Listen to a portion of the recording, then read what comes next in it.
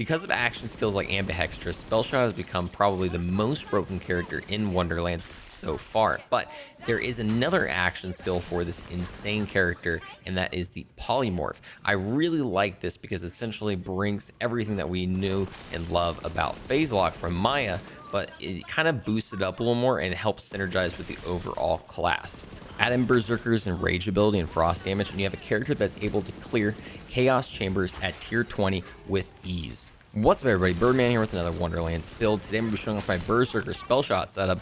It uses the liquid cooling pistol and the Polymorph ability to absolutely decimate the battlefield. Make sure you're following me over on YouTube, Twitter, and Twitch at Byrdman778 using code BIRD at GFuel checkout. Now, let's hop right onto the setup. So what comes to the gear that we're going to be using for this setup, obviously you can see right now my UI is just absolutely bugged to hell. I have no reason why. I don't know. I'll just kind of explain everything you need for this. First off, the liquid cooling. This is going to be a Skulldugger pistol. It is pretty freaking amazing because it has the ability of whenever you get a critical hit on an enemy, it will kind of do that heating element, but in reverse, so it'll cool down the weapon, essentially meaning that you're able to infinitely shoot it. The enchantment I have on it is after action skill start, gain spell cooldown rate plus 50% and one additional spell projectile for 5 seconds.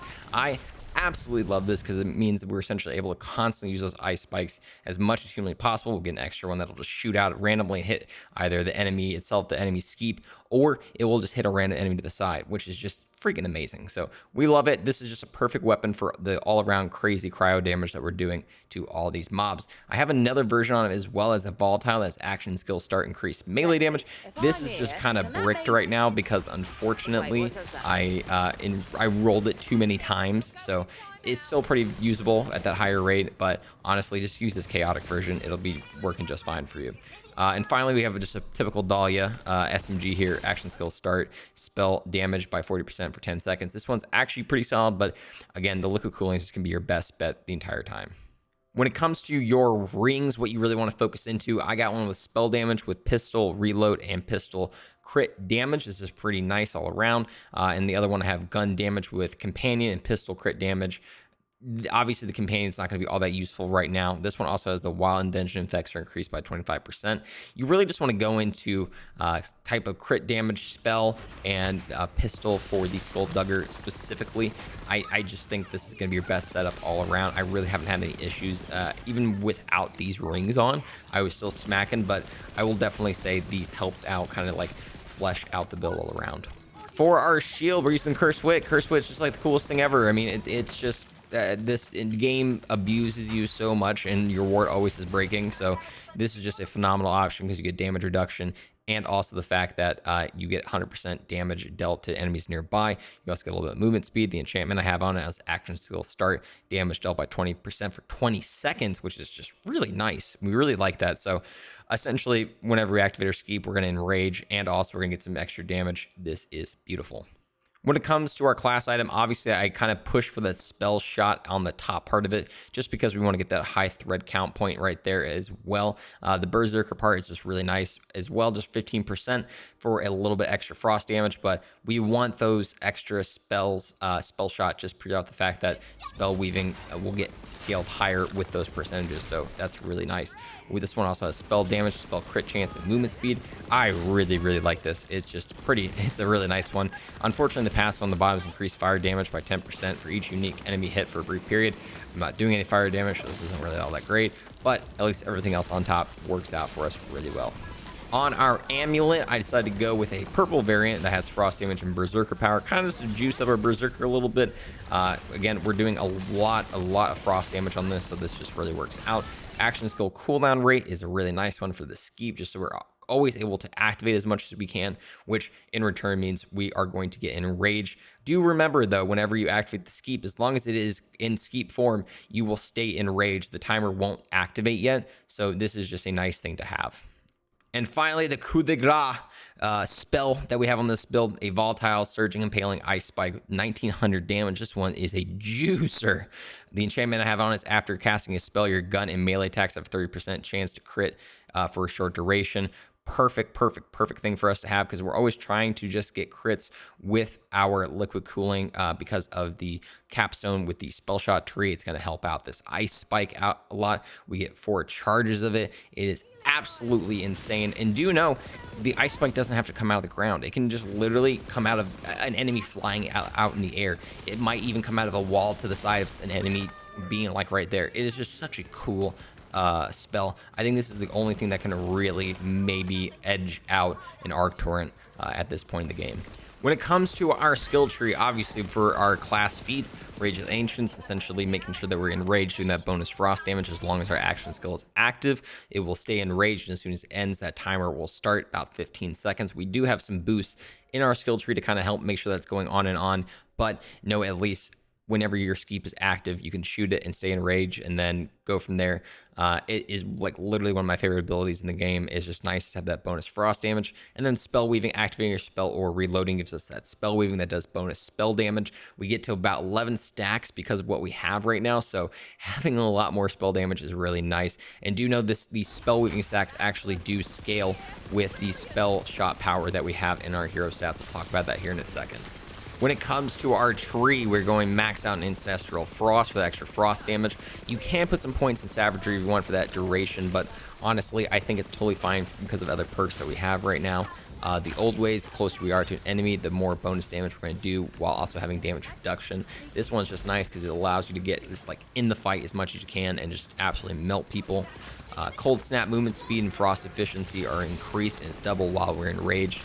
We did unarmored defense, essentially going our ward in half, essentially giving us a little bit more health just because we want to take advantage of that cursed wit, being able to do as much damage as possible, and we also get damage reduction with it, so it works out pretty well.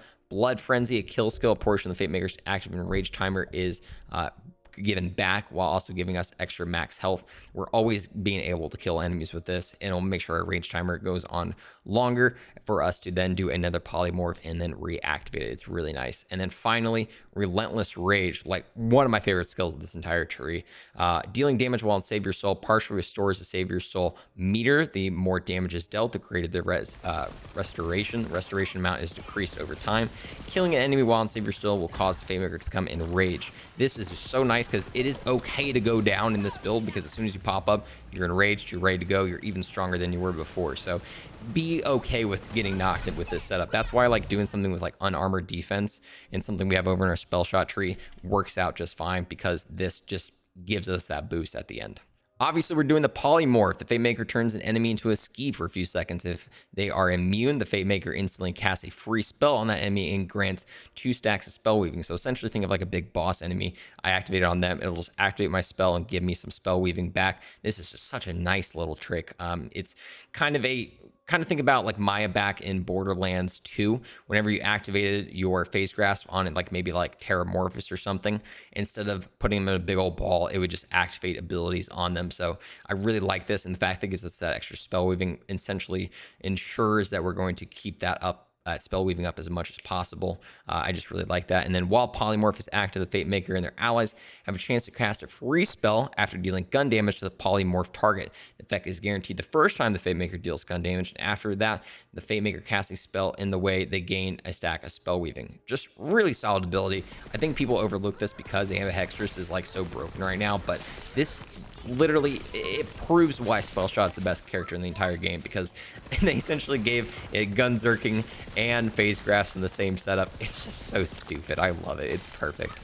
When it comes to our abilities, Spell Sniper, Spell Crit Hit Chance, we like that a lot. Magic Bullets, we're going to do more damage based on our spell damage that we currently have, which is really nice. 45% of our spell damage will go to gun damage. We have a Font, a mana spell cooldown rate, and action skill cooldown rate are increased. We really like this, making sure we're doing Polymorph and our Ice Spike as much as possible. We actually only put like 2 points into just warming up, just to essentially move down the tree, but we have some extra points in our class item to kind of help that out as well. We're going to go into Glass Cannon as well. The Fate Maker no longer recharges their ward and gains drastically increased spell damage. Essentially, this works out really well because, again, we're using Cursed Wit, which we want to have that broken all the time, and the fact that the unarmored defense will automatically just cap our ward and give us more health is just really nice. So again, really good synergy here within the 2 different trees.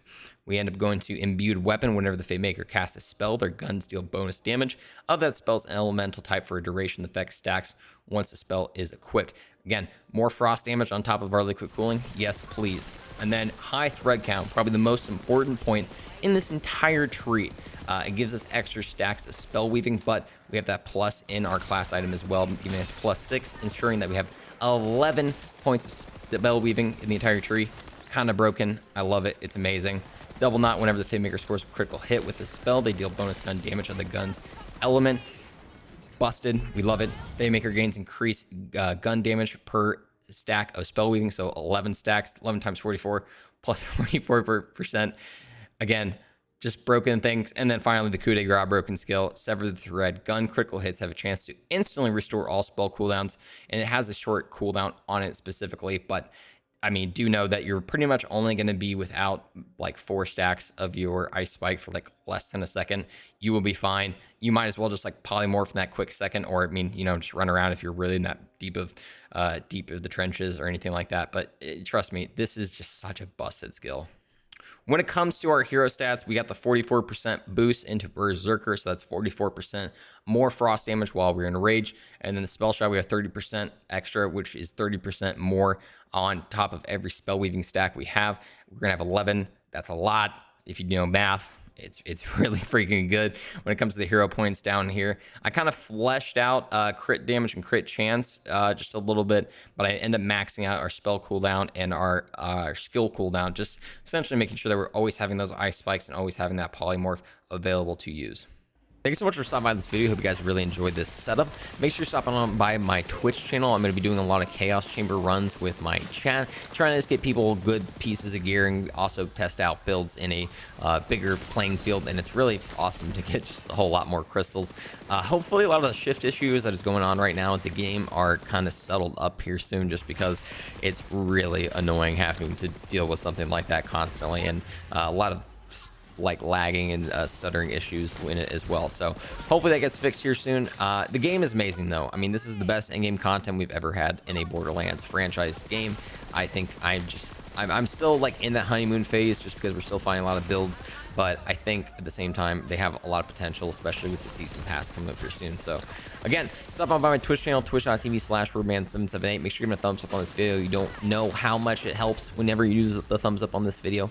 I really do appreciate it. Make sure you're stopping by my Twitter to get updates on the channel, and also to know whenever my G Fuel code BYRD, BYRD is 30% off. Guys, thank you so much. I hope you guys have a good rest of your night, day, whatever it may be.